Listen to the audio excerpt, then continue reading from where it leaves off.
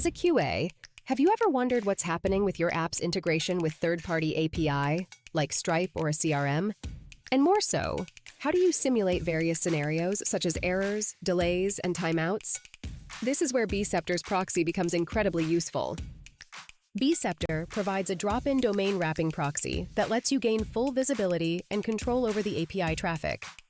For instance, let's say we're wrapping the api.stripe.com domain under this mock server. With this setup, every request made to the mock server gets routed to Stripe.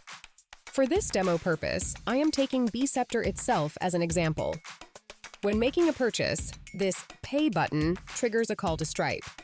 To enable traffic recording, we made a slight tweak in the code during the Stripe SDK initialization. Instead of directing requests to Stripe's own host, we're overriding it to point to Beeceptor's host. When testing this change, you'll notice Beeceptor intercepts the request and forwards it to Stripe. This Stripe API generates a checkout URL where the user can make a payment. While this demonstrates traffic recording, we can take it a step further by simulating a 500 server error. I am configuring a mock rule for this simulation. The next time the same test case runs, you'll see that an error is effectively handled by the application. This shows that Beeceptor gracefully manages errors from Stripe. If not, and things go wrong, then congratulations! You've uncovered a bug.